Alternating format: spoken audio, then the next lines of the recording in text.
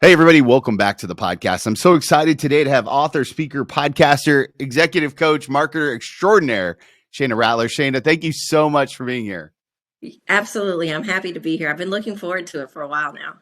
Yeah, we first met a couple of months ago. My guess it has been months now at the Yeah. Spark Media Conference. You were a speaker there. You did a phenomenal job, and you've got such a heart for ministry. So it was so good to meet you in person. Yes, absolutely. And you changed my perspective of how I'm a marketer. Like I've been in marketing almost all my life. I'm currently a marketing executive for a leading technology company. And when you started talking about avatars, you like disrupted my entire way of thinking about marketing from the standpoint of an avatar. And I'm going to personally tell you more about what I've created when we end up today. So I'm very, very grateful for the conversation that you had as well. Praise God. I love that. I love that God was able to use that time together to disrupt some things. And actually that's a great term, disruption, because you've kind of become an expert in disruption. You've done a lot of different things. And so before we jump into your story, I always kind of like to start from the macro. How would you describe the calling that God has placed on your life? He's given me a new assignment that I wasn't excited about at first, but I was telling a very good friend of mine this morning that the reason why the Lord gives me so many ideas and so many opportunities is because he knows that he can trust me with them. Like, even if it's something that I don't want to do, he knows that I'll just throw my toddler tantrum for about 5 to 7 minutes, maybe 10. And then after that, I'll get excited and I'll, go guns blazing for whatever it is that he asked me to do. But in every season of my life, he has just called me to be a bold, courageous, life changing child of God. And I am committed to whatever assignment he gives me in the season. In a previous assignment, I did talk a lot about disruption. The conversation that you heard me speak on was, why God chooses to disrupt our lives. And Hmm. more importantly, how many of us, even believers, have been ill equipped to understand how to respond appropriately when he does use the forms of disruption that he uses. And so that's why I describe, he gives me different assignments. That's a conversation for maybe later in the thing. But I think many of us confuse calling and assignment. And, I'm called to preach. I'm called to teach. I'm called to be a voice for Jesus. He just gives me different assignments every, few years. And so whatever assignment he gives me, he's really called me to be bold and courageous. That's who I've been as a child. And I'm a voice that will say what needs to be said. I don't worry about cancel culture. I'm just going to say what the Lord gives me. I love that. I imagine that there's somebody listening right now who's like, Shayna, I want a new assignment, and I feel like God's kept me in the same place for years and years. How do you discern God's voice? And obviously, your story involves a lot of different assignments, Hmm. and yet there's probably somebody listening who's only had one. How do you discern the difference between God's assignment and God's love? It's difficult. First of all, I just want to give a little bit of clarity to four words that people mix up all the time because I think it'll help with this Do it. I conversation. love it. Yeah. It's calling, assignment, purpose, and destiny. How often do we hear people use those four words interchangeably as if they're synonyms? And so I want to give you what I've created as what I think are real workable definitions for those words that can help people understand maybe the Lord really has not given them just one. Hmm. So an assignment is who you help, and assignments change with the seasons. Your calling is how you help them. You're called to teach. You're called to speak. You're called to be a business owner. Your purpose is why you're here. What is the impact that the Lord is calling you to have in your assignments and through your calling? And your destiny is where your purpose is taking you. And what I find, Pastor Pony, is that many people don't give themselves permission to let go of expired seasons because they confuse it with what it is that God is calling them to do. Woo. And so I have yet to meet very many people at especially at a certain age of their life, that the Lord has only given them one assignment, Wow. because assignments often change with the seasons. Now, he may have called you to be a preacher or a teacher or a pastor, but is there a need for the message to change? Are the voices that are the people who are assigned to your voice, has that shifted? That's how assignments change. And so again, I'm not going to say that there's somebody that's listening that the Lord has only given you one assignment in your entire life. But I'll be 46 years old, and oh my gosh, it's December 1st. I'll be 46 years old in 15 days. And Mm. the Lord has given me multiple assignments, but my purpose has never changed. My purpose has always been to show people how they can manifest the fullest potential that God has put in them. I did it as a preteen, volunteering in a nursing home. I went to school to be an occupational therapist. I went on to be a business coach, and I'm now in this Christian space in a lot of different ways. So my assignment has changed, but every single assignment that I've had, that same purpose has been there. I've been helping people to manifest the fullest potential that God put in them. And if you find me 15 years from now and I'm not doing an assignment that is attached to that purpose, it's probably not an assignment that the Lord has called me to. I think that's very beautifully stated, and it's going to add a lot of clarity to so many leaders who are listening. How do you know when an assignment's over? I think there's a lot of indications, but some of the primary ones that I see with people that I talk to is if that thing that you were pursuing that you used to be so passionate about is now feeling like a chore, it may be an expired season or an Mm. assignment. If you are at a crossroads, do I stay in this direction? Do I go a different direction? Do you find yourself grumbling and complaining? Do you find yourself saying, Lord, I feel like I have accomplished everything that you have set me out to do, but there's still a rumbling in my belly for something more, not more stuff, but more, another level of significance. Oftentimes it's because the Lord is calling you to a new season and a new assignment. Sometimes, and this is where you have to discern the difference, sometimes it's just time to pause, rest, regroup, and hit it again. You know, it Mm. tells us in the Bible, it talks about striking the ground again. Sometimes you're feeling those things for a number of reasons that we probably don't have time to get into, but sometimes you're feeling those things because it is time to step back and regroup so that you can attack your assignment with a new level of vigor. But oftentimes it's because the Lord needs you somewhere next. You know, and he's not always going to give you all the details. You know, he told Abram, go to the land that I will show you. Mm. And so I think that those are some of the common things that you will experience when it's time to let go of an expired season. But you have to pray and ask the Lord for the discernment to know the difference. Lord, are you asking me to pause and regroup and strike the ground again in the same area? Or do you need me somewhere next? And somewhere next is not always what you need to do. Sometimes the Lord is calling you to become a newer version of yourself for the next assignment that he has for you. I think this is one of those topics that a lot of people really lean into. And I think part of the reason that we lean in is because if you're anything like me, sometimes I get scared, like I'm going to mess it up. Yeah. And so you've been doing this for a long time. You've got great language around it. You've obviously your podcast, The God Shift, is kind of all about these kind of next seasons. Let me ask you this. What happens when we get it wrong? God is the best GPS system that is out there. Mm. And you know how when your GPS tells you go a certain direction and you go the opposite direction, what does it do? It reroutes and it gets you back on track. Yeah. I say everything is figure outable because God is the best GPS system. But I also believe that when we take risks, that's when we really give God room to work. And so for people that are like, well, how do I know? The answer might shock you. I say you don't have to 100% know. Can you just know enough? If you sense just a small percentage of something that the Lord might be asking you to do, unless it's contradictory to what it says in the Bible, I say take steps towards it and see how God responds. If you're going in a direction that he doesn't want you to take, he'll reroute you just like the GPS and he'll send you a different direction. But the problem is that think about Psalms 119 and 105 when it says the word will be a lamp unto our feet and a light unto our path. Many of us won't take a step because we can't see into the distance. And the Lord never promised us that he would be a light into the distance. He Wow. said, I will be a light into your path.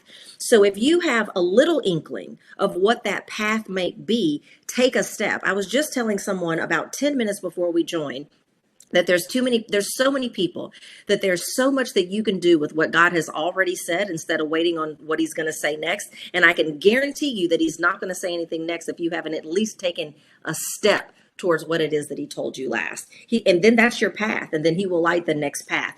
We never know. I call it creating in a vacuum. If we're just going to sit at our desks and always create in a vacuum what it is that we're going to do, then you start taking steps and you realize, oh, well, there's a lot of other factors that I should have taken into consideration. I didn't think about this. I should do that. So why not just go, Lord, I think that this is what you want me to do. Now let me take the first step towards it and then just sit back and see how you respond.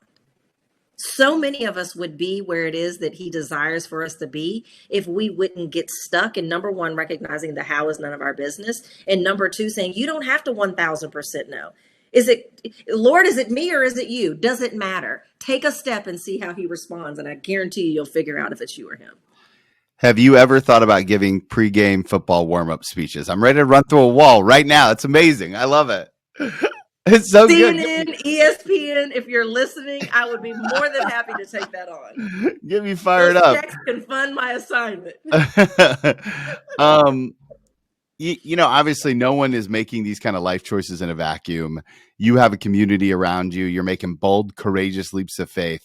Yeah. How much does your community impact your ability to make that decision?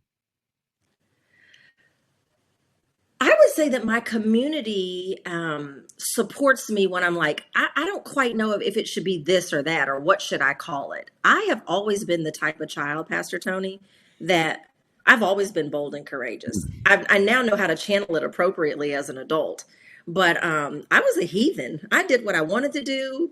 I knew that there was going to be consequences and I didn't care. You can't make me do anything I don't want to do. I've got this idea, whatever it is, good, bad, or indifferent, and I am charging towards it regardless of what happens. That's just like always the person that I've been.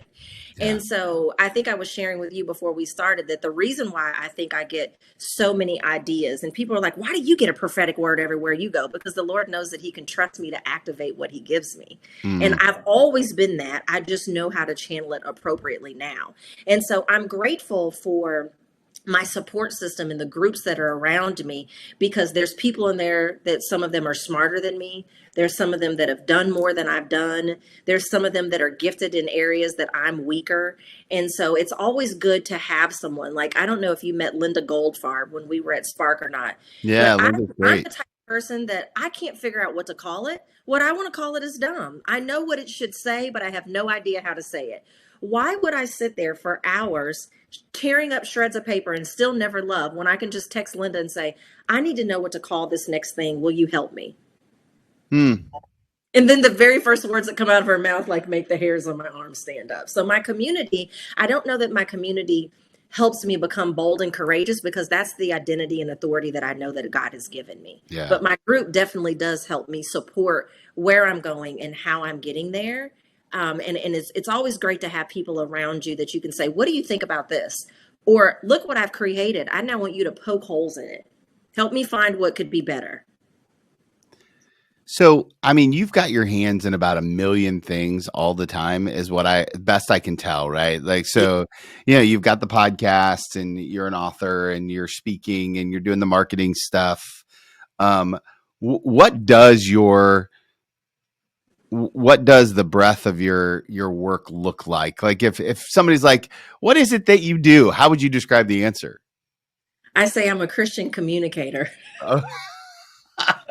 And then somebody says, what's that mean, Shayna? What's that mean? And I say, because, when people read my fancy bio and stuff, they're like, she transforms Christian lives from the page to the platform. But if you think about everything that I do in my life, it all comes down to communication. It's either verbal or written communication. I'm always writing something or I'm always saying something. And so I say that I'm a Christian communicator. I'm building a Christian media empire. And then all the other stuff is, that's the stuff they're like, oh, I love that. I'm like, you don't want to ask any questions. It's all boring after that. It involves a bunch of spreadsheets and, and writing and tearing up stuff because you don't like it and calling people to say, how do I call it? But yeah, that's what I do. Like in this new season, the Lord is really calling me to raise up an army of women that are willing to fight against this rising trend of opposition against God. And anyone that knows me knows that I've always worked really hard, whether I was in the marketplace or whether I was in the ministry world. I've always worked really hard to have I think this is the only time that it's appropriate in this day and age to say gender neutral, to have a gender neutral brand Yeah. and a ethnic neutral brand. I've never wanted to be, now, don't get me wrong. It's very common for your audience to mirror you. I'm a black woman, so it's common for there to be a lot of black women that are in my audience. You're a white male, it's common to have a lot of white males who are in your audience. But I always wanted to not be, I never wanted to have the brand that was just for women or just for black people or just, you know. And so when the Lord said, I'm calling you to raise up an army of women, I said, but I don't want to do that. And not because like, oh, women have hurt me or I don't get Sure, along with sure. women or the things that a lot of women say that they were hesitant about working with women when the Lord calls them to that. I've just always never wanted to niche myself down to just one gender. And so when the Lord said, I'm calling you to raise up an army of women, I had my 5 to 7 minute Tyler tantrum. And I'm like, I don't want to do that. And I was like, okay, but I will. So what do you want me to do with these women? And so yeah, I'm fired up and charged up about the fact that there's a rising trend of opposition to God in our families and our schools and our communities and beyond. And I am excited to work with women leaders who already have godly influence and authority Mm. in their own spheres, rightfully so. That's not all ministry, but they want to know, how can I take what I'm already doing and blaze this trail to shut down some of the enemy's plans, because I'm tired of seeing all this opposition to God in my own homes, on television. I'm tired of the foolishness. It's time out for that. And I'm not wanting to create something new, but I am wanting to occupy the space that the Lord has given me, whether it's secular, whether it's in the corporate market, wherever it is. And I want to say, what can I do to play a role in returning the world back to God's original purpose, because this foolishness has gone far enough. So I'm fired up about that assignment. Amen. I love that. And honestly, I love the way you talk about being a Christian communicator and lifting up voices. And I think you're spot on with, in terms of um, we tend to bring people closest to us who look like us. Yeah. That's who we attract, you know. And so there are a lot of white male leaders who are listening right now, and you are a biracial person of color, like woman leader. Help us get better. How do we be more intentional about creating spaces at the tables that we get to sit at, or that we get to lead, and create a more kingdom minded approach to Yeah. this sort of work? A couple of things. Number one is maybe not easy for some people to do depending on their upbringing and their past experiences, but try to let go of your preconceived notions. Hmm. Some of us, depending on what denominations we've been from, we've been taught that women shouldn't preach. Um, you know, I grew up in the household. I was raised predominantly by my father. My father is black, my mother is white. And my grandfather, he was actually my step grandfather, but he's the only grandfather that I know. He grew up referring to black people as colored. He didn't mean anything by it at all. He never used it in a negative connotation, but he's from the World War II era, and black people were colored. That's what they called them. And so I could never get him to see it as anything. It didn't matter to me, because I'm one of those people that I'm like, don't call me African American. I think that's kind of weird. Just call me black. It's not that big of a deal. I'm going to call you white. You call me black. It's not that big of a deal. But on a kingdom level, I would say we can't change what we don't love. Yeah. And so if you can focus on the love of God and the love of people, and you lead with that, I think that it's going to put you in a position to be able to break down any other barriers, and being willing to. I love to have conversations with people, unless, like I've had like real witches that want to come on my podcast. And I'm like, listen, I'm not going to be talking against witchcraft unless you come on here and teach people how to do it effectively. But outside of that, I used to do what was called faith first leadership. And I would have people on my podcast that were of different faiths, because I think that it's healthy for us to have dialogues with other people and recognize where we're similar and where are we different. And are there ways that for a kingdom purpose that we can come together and have conversations and sometimes change minds. Sometimes people need to change our own minds about the way that we view the world and the way that we see people and how we do things. And I think, talking about this rising trend of opposition to God, I think that it has to be unity. Unity has to be there. And we have to be willing to lead with God's love and the grace that God has given us, if we're going to change. And we have to have a desire to see it change, because there's Yeah. some people that are like, listen, I've got to be honest with you. Every conference I've been, all the speakers have looked the same. Every podcast episode I've had, every speakers have looked the same. And I may have not even done it intentionally. But now when I'm kind of looking back at the grid, I want to change that. And so I think we have a heart to want to see things change, and we have to recognize that we can't change what we don't first love, and we have to ask ourselves, do I wake up every day to try to lead with love? And I think that a lot of the other things will just naturally follow, if we do that. Yeah, I think that's a really great word. We can't change what we don't love. That's going to resonate with a lot of the leaders. So let me ask you, this is probably an unfair question, so forgive me in advance, but how do you learn to love something that hasn't loved you back? It's a tough one, but it starts with a made up mind. Mm. I think most things in life start with a made up mind. Um, let's look at it from the simple standpoint. You want to lose weight, right? We know what it takes to lose weight. We don't have to hire people. We know what it takes to lose weight. Push away from the table a little bit more and move your body a little bit more. But until we have a made up mind, as simple as it is, we're not going to do that. Mm. And so, number one, like, let's just say someone has hurt you and you're finding it really difficult to forgive that person. You're finding a really hard time loving them, or maybe even loving yourself again. You first have to have a made up mind that, can I do it scared? Can I do it angry? Can I at least attempt to do it even though it doesn't feel comfortable? And then secondly, don't try to do it alone. There are so many, it really bothers me. Hear my heart on this. It bothers me when I go places and people are crying about something that happened to them 40 years ago as if it was 40 minutes ago. Mm. And the reason why it bothers me is because there are too many tools and resources that are out there that could help us move past what it is that happened in our lives. And so we started this conversation talking about disruption. The Lord allows things to happen in our lives. He wants it to be something that is a tool that grows us, develops us, and moves us forward. But too often times, we're not really taught how to understand why those things are happening and how to respond to them. So the very thing that the Lord allowed to happen in our lives that was designed to develop us and probably even help other people in the future, that very thing keeps us stuck. And so, number one, have a made up mind that I am going to move past this. And then recognize I may not have the tools to move past it, but there's somebody out there that has the spiritual knowledge or the natural training to help me move past this. And so, just like people are like, how can I'm scared to do it. And I say, can you at least do it afraid? I'm going to say, if you're having a hard time loving what didn't love you, can you at least do it even though right now you don't love it? If you have a made up mind to do it, can you at least take a step and see what happens as a result of that? That's kind of my answer to everything. Can you just take a step and see what happens? I always close the podcast by saying, if you want to follow Jesus, you have to be willing to move, right?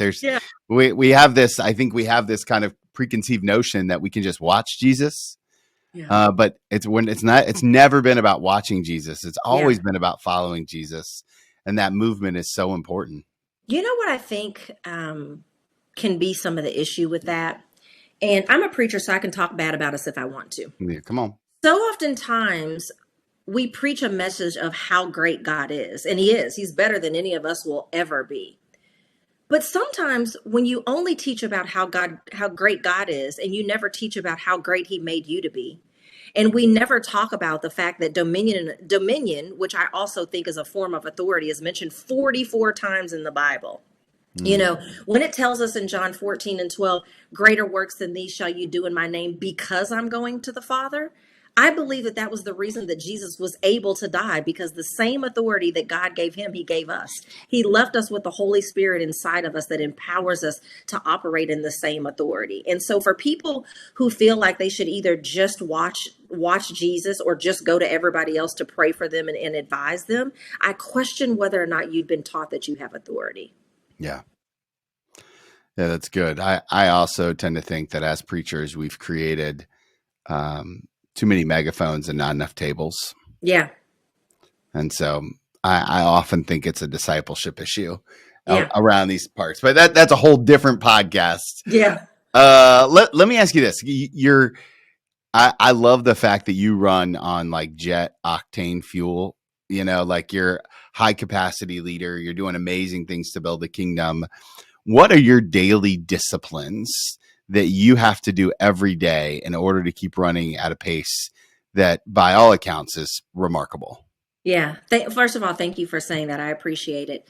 I don't work off of a to-do list because for me, to-do just indicates that it's going to get some time in the future. Mm, The only way that I am able to not only operate in as many different ways as I can, but at such a high level, and I don't say that to pat myself on the back, but I'm great at most of the things that I do. yeah. But I do a lot of things. I've got a podcast and a television show, and I'm an executive for a company that is a more than full-time job. And I have my own ministry, and I'm writing my next book. I'm doing all these things. The only way that I can do that is with solid systems. And one of the best systems that works the best for me is that I treat anything that would be on a to-do list, I put it on my calendar with a specific time, and I treat it like a doctor's appointment. Yeah. Because guess what? When I'm at my doctor's office, I'm not on my phone. When I'm at my doctor's office, I'm not also folding clothes. When I'm at the doctor's office, I'm not also doing anything else except being at the doctor's office. And so I work off of a tracker. I have a big spreadsheet. I know all the things that I have to do. I have different columns on my spreadsheet. I have like speaking, and I have my podcast, and I have all the things broken down week by week that need to be done for all the different things that I do. And on Sunday, I sit down and I look at, okay, what are all the things across my spreadsheet? Now, y'all don't have to be big of a nerd as I am. I look at all the things that are across my spreadsheet, and then I assign a time. I don't assign just a day. I assign a time in a day to get those things done. And if it weren't for that discipline, I would probably not get even a fraction of the things done that I get done. And I do everything with a spirit of excellence. If I can't do it excellent, I won't say yes to it. And if Mm, I say yes to it and your systems are all raggedy and the way you work doesn't allow me to be great and be excellent, I'm probably not going to continue to do it because I just can't do anything that I cannot do in an excellent way. And not perfection. Hear me, not perfection. But there's a spirit of excellence in which I operate in every area of my life. Drives a lot of people around me crazy.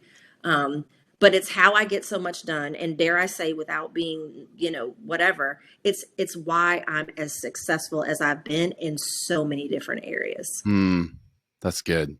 Yeah. That's good. I use a similar method in my work as well in terms of like don't do a to-do list, do a calendar list Yeah. and put everything on the calendar if it doesn't. And then I also block out the deep work time, Yeah. right? Like because if you don't block it out, it'll never happen, right? So Sure. one of the things that you mentioned is writing. I think every leader is called to be a writer because communicating as a leader is so important. I'm curious, do you have a rhythm of writing that you prescribe to, or do you have any tips for people who are like, man, I really want to get into writing, or what do you got for us around how to be a better communicator as a leader? I'm going to tell you what to do, not what I do, because I have to write when I can, and not Yeah, because you know how it is. I block off from 2 to 4 to write, and nothing comes to me, sure. and then I'm frustrated. Right. So even though I have a very rigid schedule, I still recognize that in this life you have to be fluid and flexible. Mm, Um, and so this is what I say to people when it comes to writing. When you get ideas, don't lump all of the ideas together on like one sheet of paper. Every single idea goes on its own post-it note. And then when I get those ideas, I put an idea on a post-it note. Like, let's just say, for example, I know that there is a chapter of a book I need to write or a blog that I need to write or whatever. I don't just start mapping out the whole entire thing on a piece of paper because then you're like, well, this should have went with that. And now I can't read any of it and it's all scratched out. I put every single thought on its own post-it note and stick it on my wall or a dry mm, erase, whatever. And then I start to say, now, which of these post-it notes kind of go together? Like, is there a similar category or similar thought process? Or like, if I talk about this, I have to talk about this with it. And then I kind of group them together. And then from those groupings, I'm like, okay, so what is this grouping called? Now, does that come a section of the blog? Is that the chapter of a book? And that's how I organize my thoughts when I write. Because if I just try to put a bunch of stuff all in one place, it never stays in the order that you write it in. And first of all, I don't even know if I own a pencil, so I can't erase it. So, and if you're trying to scratch it out and move it around, then you're like, I can't even read this. What did that say? Whereas, Post-it notes are sticky on the back for a reason. Like, I've got them all over. I just stick them all and move them I feel around. like we just got a deep look into your brain. I love it. Yeah, yeah. If we were in my actual office and not my studio, you would be like, and hear me, I have a major love for people who have autism. I have them in my family, but you would think I was a little autistic. If you Yeah. saw the way that my actual office is organized, you see you're on television and you watch that brain and a person gets an idea and then that video starts going, it's like that's the way my brain is if I don't put it. And then I like just put those individual things on a Post-it note and then I've got a whole system. I would take you in there if we had time. Let me ask you this: a year from now, 1 year from now, let's say that you and I are talking again. What are we celebrating about what God has done in your life and ministry? Oh, that is a great question. So, I talked about this army of women that I'm going to begin raising up. It's December 1st, 2023 when we're recording this. I don't know when it's going to air, but at the end of this year, beginning of January, if you're following me at A God Shift, that's where I'm at on Instagram, you'll start to begin to see me talk about these women that I'm being called to lead and what it is that we're going to be calling to do. And I'm going to be leading them to a Facebook group because everybody is not ready for this conversation. Everybody is not ready for what it is that's next. And I'm not going to cast my pearls before swine and just put it out there for the 10,000 people that are on my Instagram page. And so what you and I will be celebrating a year from now is that one of the things that I want to create is I want to create a training program, if you will. I'm creating a proprietary training program right now for trailblazers. I'm calling them Kingdom Trailblazers. That's not unique. People use that word. I'm not trying to own it. But for these women that are wanting to drive out the forces of the enemy, advance the purposes of God, and mobilize other women to do the same, I want to put together a training for that. And so if you come to me a year from now, we will be celebrating that training is launched and that we have hundreds of women that are in that training that are going out and mobilizing other people across the world to return the world back to God's original Mm, purpose. And maybe we will even be planning my first live event that you have to teach at, because that whole scale thing. And if you find yourself at a 6, I've already determined you're on my list. If I pulled up my tracker right now, my spreadsheet, because I'm a little bit of a nerd, you would see your name on there because you have got to teach that to these women. praise God. I'd love So to. that's what I'd we're love going to be to. celebrating. The training will be launched and we will be gearing up for our first in-person explosive event. I can't wait, man. I kind of wish I could get on board with that, right? Like, Yeah. I want to be in the group. Yes. Okay, one more question for you, but before I ask it, I know that my podcast family is going to want to keep track of you. You already mentioned your Instagram.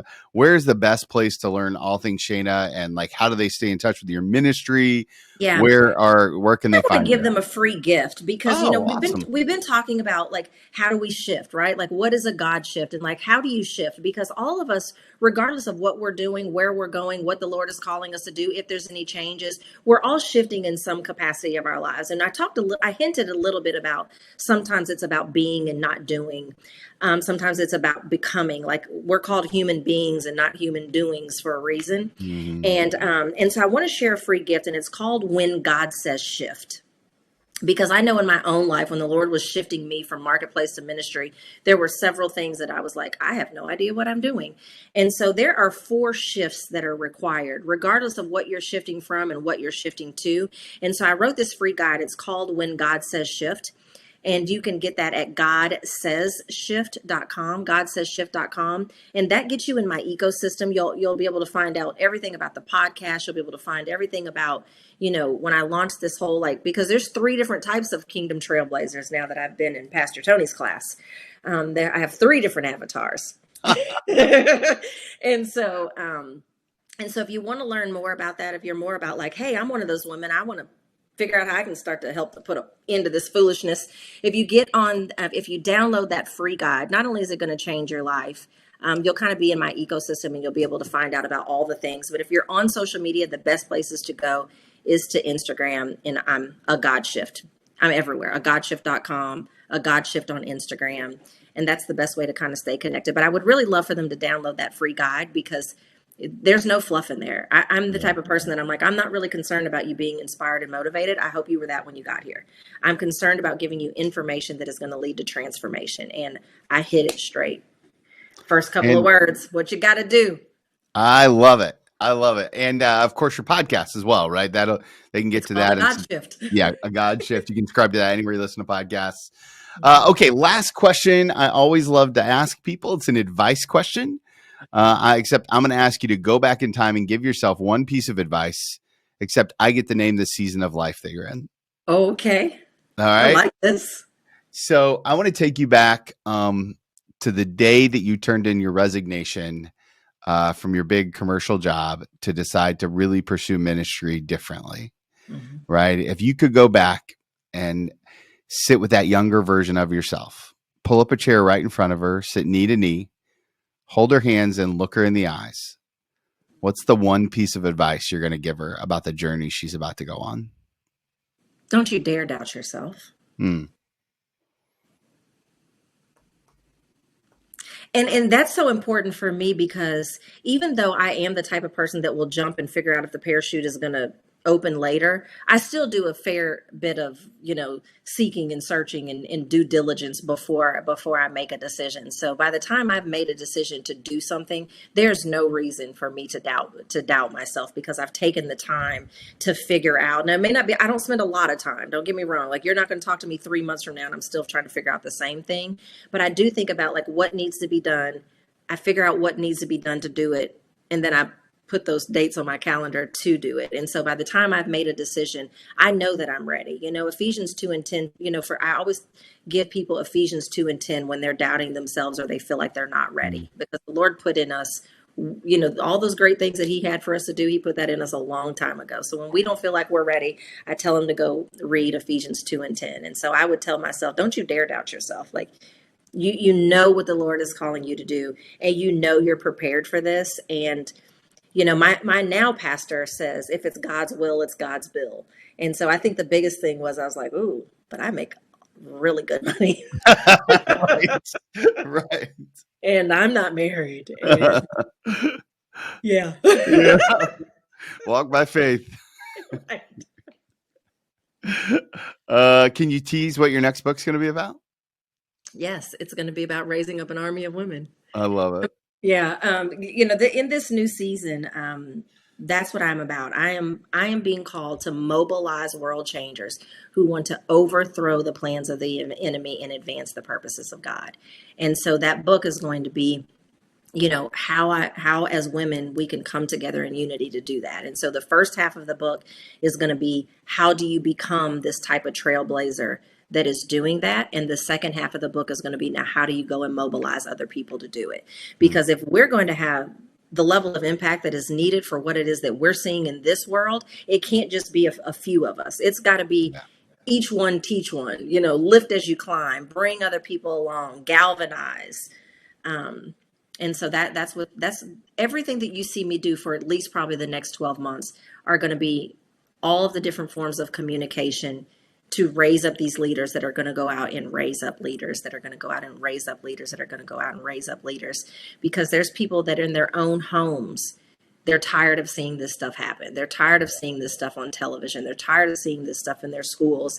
And many people want to do something about it and they just have no idea where to start. Other people know what to do, but they don't necessarily, they don't know how to put this kind of thing together or don't know the language to say. And so I'm being called to the front lines. I love it. It's so good. And man, I'm just excited that I'm excited to what your calling is. It's going to be good for so many. Shayna, thank you so much for being so generous with your time. Thank you for your energy. Thank you for what you do to build the kingdom of God. It has been such a blessing to get to know you, and promise me you'll come back on when the new book's ready and we can talk about it and celebrate all that God's doing with all the women that you've been a part of raising up. I will. Absolutely. Thank you for this opportunity.